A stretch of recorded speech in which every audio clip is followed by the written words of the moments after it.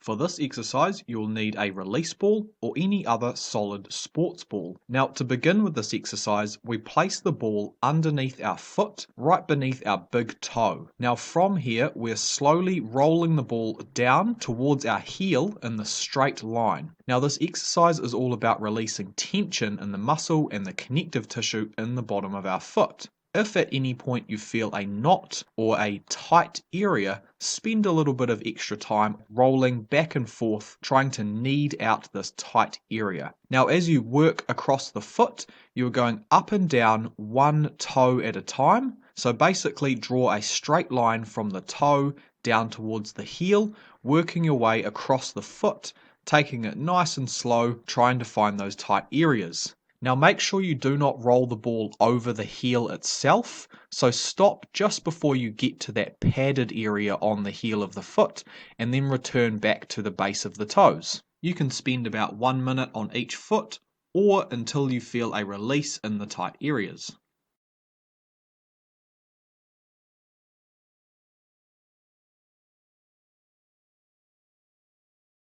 Alrighty, so for this exercise we'll need a foam roller and we're going to be rolling out our thighs and our calf muscles.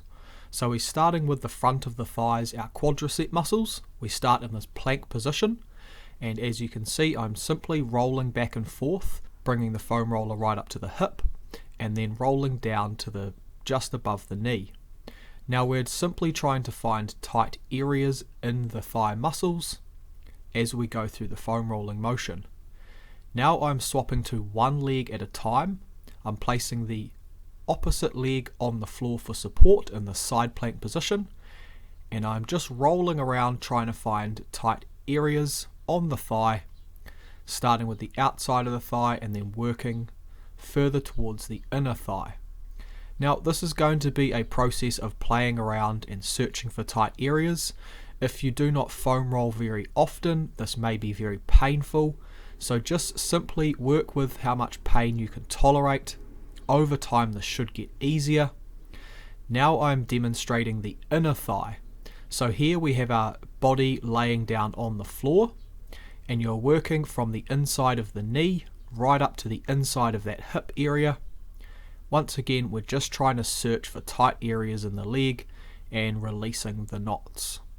Now, once you find a tight area, try to spend a little bit of extra time on that area of the leg and simply perform small motions rolling back and forth, trying to feel a release in the muscle. Now, once we've worked through our quads, we're now starting from the base of our calf, and we're working up the calf muscle, past behind the knees, and then up into the hamstrings. Okay, once we reach the hamstrings, we go right up to the base of the glute and then back down the leg again. So you can start with both legs at the same time to establish your tolerance, and then over time you can work one leg at a time as demonstrated now, with the other leg just wrapped over the top of the leg that you're rolling. And I'm simply rolling back and forth from the inside of the calf to the outside of the calf muscle. And like I said, just looking for tight areas, making sure we can release them as much as possible, and just making sure we're going up and down the leg in line with the muscle tissue.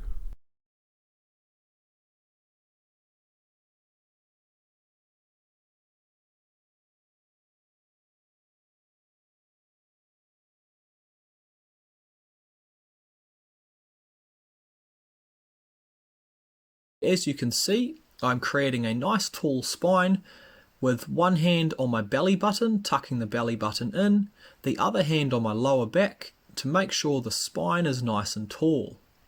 Now from here I'm slowly leaning forward. With the front leg we're applying some light pressure to stretch the back of that calf muscle.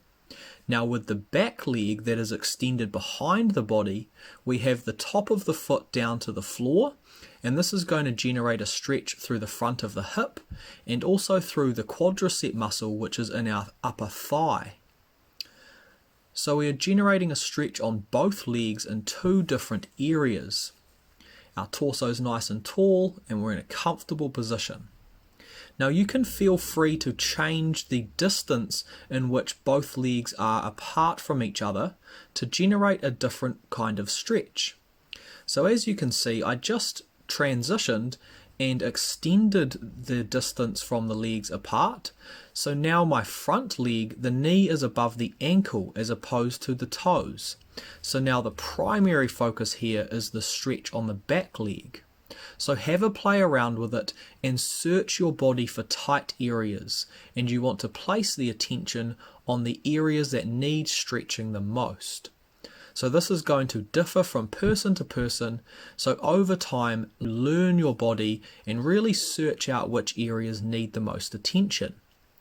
Now from this front angle you can see the position of the knee is directly going straight through the center of the front foot, keeping that nice foot to knee to hip alignment, keeping the knees safe and stretching the right areas. So like I said, play around with the distance in which the feet are apart to change which area is getting stretched. This is all a case of learning your body and just feeling what needs the most attention. There's no right or wrong answer here.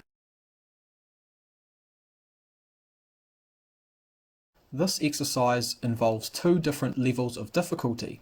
So for this first variation, we place ourselves in this bent knee seated position.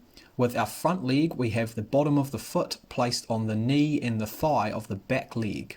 Now from there, we reach down with the opposite hand to the front leg to stretch out that front leg, more specifically the glute muscles in that leg. So with our transition in between each side, we place our hands behind our body for support and we roll over, matching that same position during each transition. So just remember, bottom of the foot from the front leg to the knee and thigh of the back leg. Now to progress this movement and increase the mobility of the hips, we simply extend the legs further away from one another. So now we have roughly a 90-degree bend in both knees, as you can see, and we're still performing that same transition with the hands behind the body for support, reaching out into the stretch during each transition with the opposite hand to the front leg.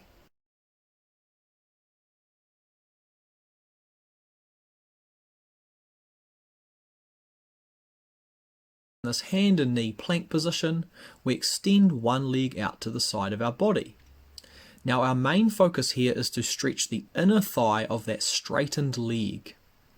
So we're down on our elbows now to increase the stretch.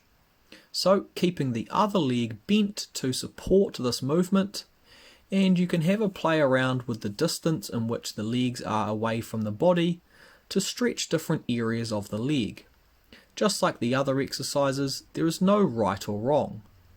Now I am transitioning onto my hands to extend the other leg further away from the body, just to increase the stretch once again. So now I'm going to show you from another angle, and I'm going to show you how you can sit back on your leg to change the stretch once again. So with this variation, I have my extended leg out like normal, but the other leg I'm actually sitting on my heel. So this is going to transition the attention further to the back of the leg, bringing in more hamstrings and glutes. Like I said, there is no right or wrong answer. You can try to rock back and forth to change the tension. I'm now back on my hands so I can extend the legs further away from each other.